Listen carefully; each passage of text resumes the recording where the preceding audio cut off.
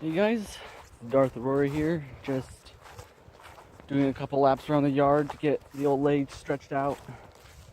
Ever since I got my new computer built, I've been doing a lot of sitting, just editing up videos, installing drivers for my computer, setting stuff up, all that fun stuff. So, yeah, I haven't been as physically active as I've wanted to be, so here I am.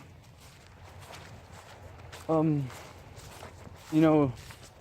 it's funny, referring to my computer, this is something that I've wanted for a really long time. Like, I remember my first dreams of getting into YouTube and making videos was back when I was 12, which is at this point it's pretty soon to be almost 5 years ago.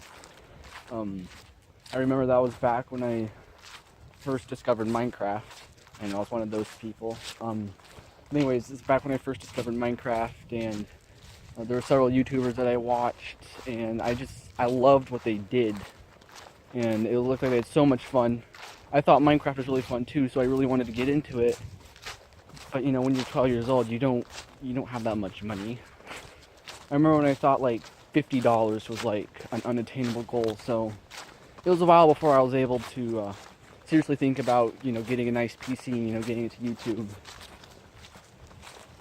So fast forward 3 years, I finally got a job landscaping, and actually I got a decent amount of revenue from it. And then a year and a half after that, and here I am with a new PC. I'm already making great content for YouTube. Well, it'll be great eventually.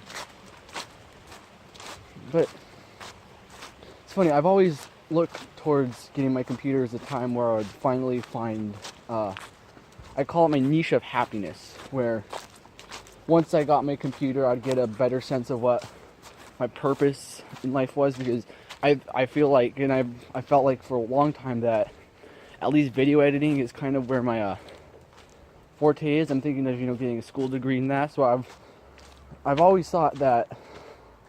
Well, let me take a step back. For like the last 2 years, I've felt a little restless, you could say, because I had all these big plans and aspirations for YouTube, for making videos and producing all this cool content, but I couldn't do it because all I had was a laptop that would crash every 10 minutes, and only a camera to use, a phone to use as a camera, which I'm actually still doing right now. So I was feeling kind of restless and unsatisfied for a long time. But then, we finally got moved in. I finally got the last of my parts, built my computer. I was looking forward to it, being a surreal time. Thought I would finally get a bigger sense of, what my happiness would be. And I mean, now that I've got my, computer built and I'm using it, I'm definitely, feeling happy about it. I'm having fun making videos. I'm gonna be making some fun stuff with some of my friends. But I was thinking about this last night specifically. I didn't feel as happy as I thought I was going to be. I mean, it's been about a little over a week since I got my computer built, and I've already done a lot with it, but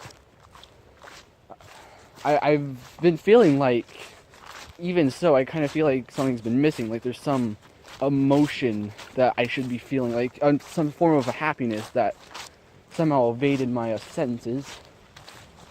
And I was thinking about that. Why is it that this, this thing that I've been dreaming about for almost 5 years, this thing that I've literally worked blood, sweat, and tears to get, now that I finally have it, why don't I feel so too satisfied yet?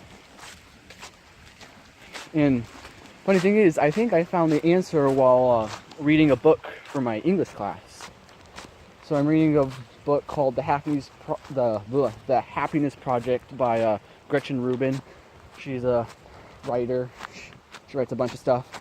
But anyways, she was writing about content with her work and stuff like that. So the thing that really struck me as I was reading this last night, actually, she was talking about something called the arrival fallacy, which is the idea that once you reach a certain destination, that you will become happier. like, I guess you could say it applies to my computer. I've always thought that once I got my computer built, I'd finally kind of find my happiness niche, you could say. But the reason it's a fallacy is because usually it's not the actual fulfilling of a goal or attaining of a goal that brings happiness. It's the path towards getting to that goal. And this isn't the first time I've heard about this concept. Known about it for a few years, but I never really gave it much thought. But when I read that last night in her book, while, had these other stuff in the back of my mind, about how I haven't felt super duper content with, as I thought I'd be with my new computer, it struck me that I've, in a way, fallen for the fallacy.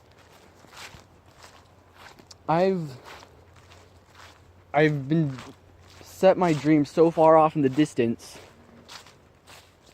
that I have, not only have I not been appreciating the path towards that goal, but I've been trying to cut corners, you could say.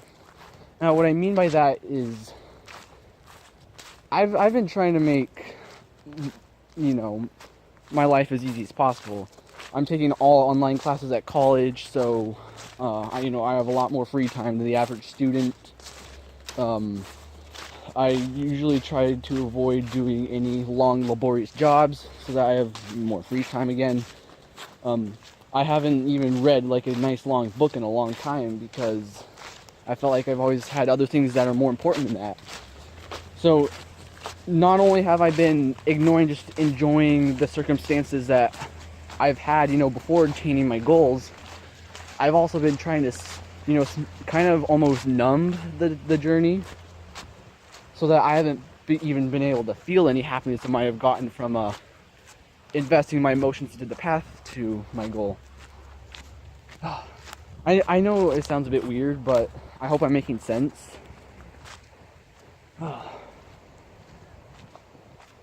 It's just that trial in life isn't necessarily a bad thing. I mean, I don't wish tragedies upon anyone. I want, everybody to have successful lives, but being successful doesn't necessarily mean having it easy all the time. That's something that I realized the last couple of days. The reason why usually happiness can be found in the path towards a goal rather than getting or completing the goal itself, it's that, how should I put this? It's just, man, I'm gonna have lots of words now. It's kind of that some of the emotions that you get from really stepping out of your comfort zones to push towards a goal, experiencing failure, criticism, conflict. Those are what build you up as a character. And when your character increases, that's your happiness increases. Because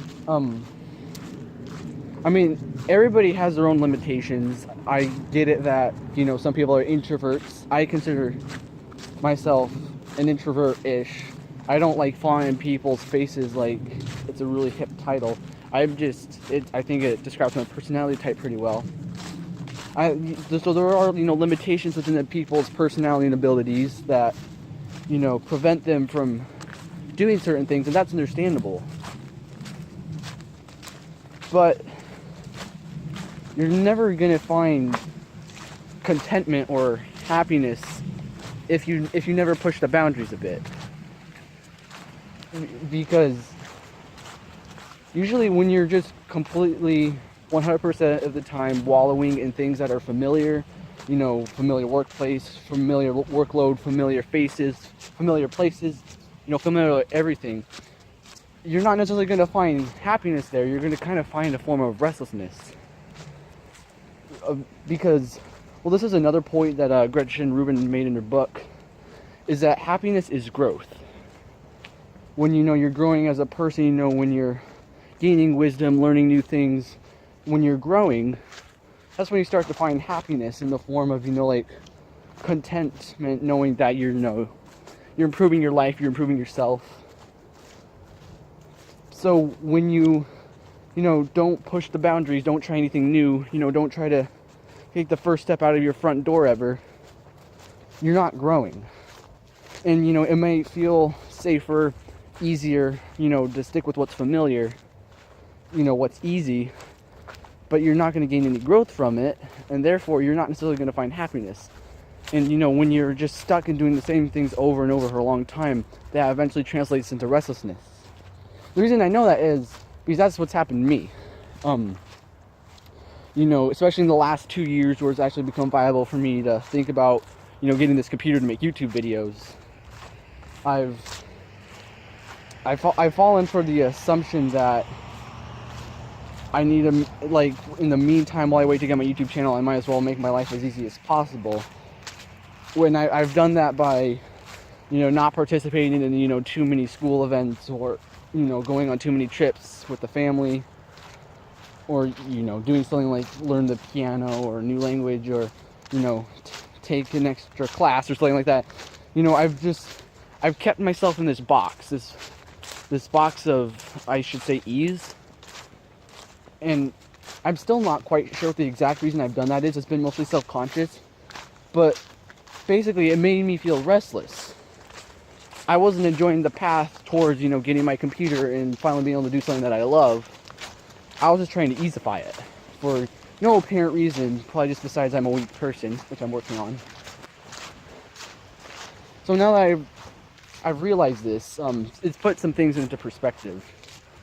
First, even though I do have my computer, the journey isn't over yet. I do want to push my luck and see if I can get successful on YouTube, but it's not going to be easy.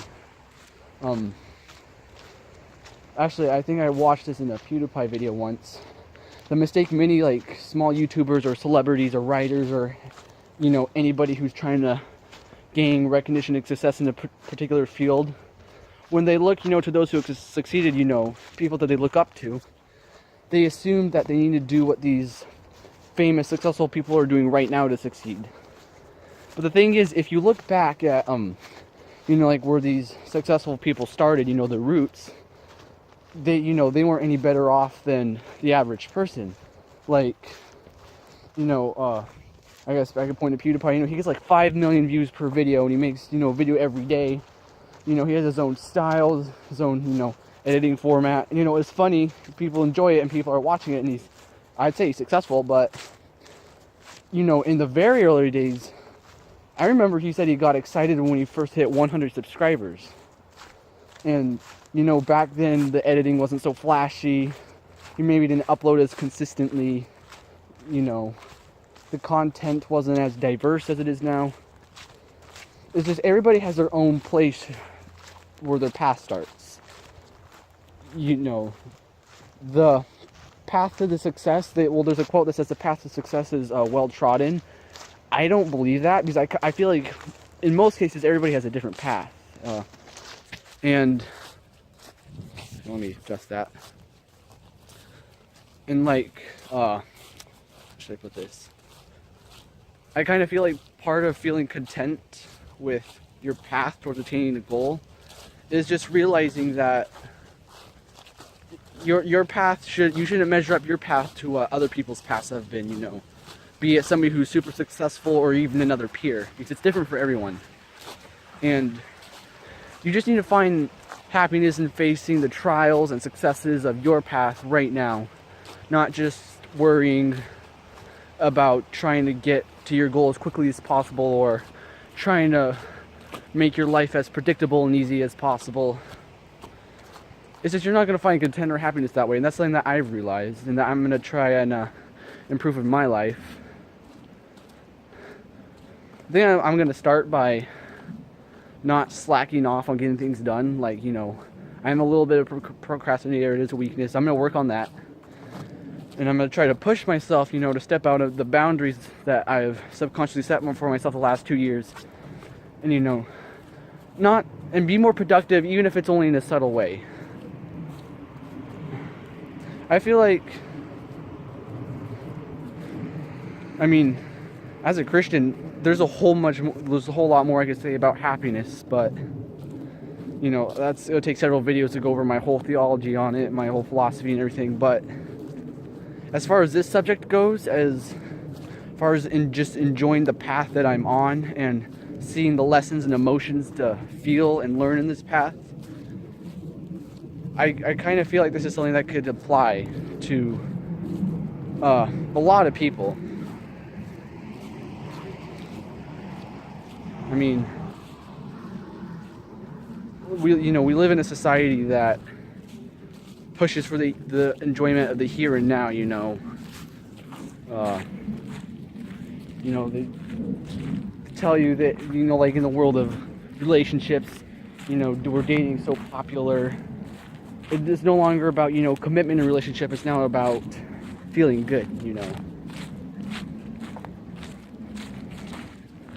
And, it's like, with money, it's like, don't save your money, just spend it right now and have a wild, fun time while you're still young.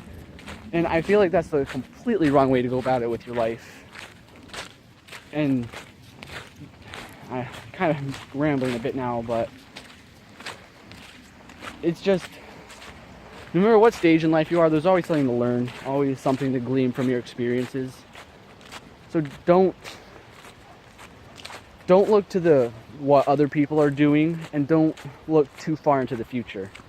Tomorrow will worry about itself. You need to make sure that you're living out today, or else your tomorrow might not really be that good. Yeah, I don't know. It's just, I remember I was reading that book for English class last night at like literally 10:30, and I had that little epiphany, and I was like writing in my journal about it for like half an hour, and then I was just walking around my house until like midnight, just thinking about it and how to apply it to my life. I'm a weird person. I think weird. I have weird philosophies. I feel like some of my thoughts are valid. And I thank you for taking the time to listen to me ramble about them.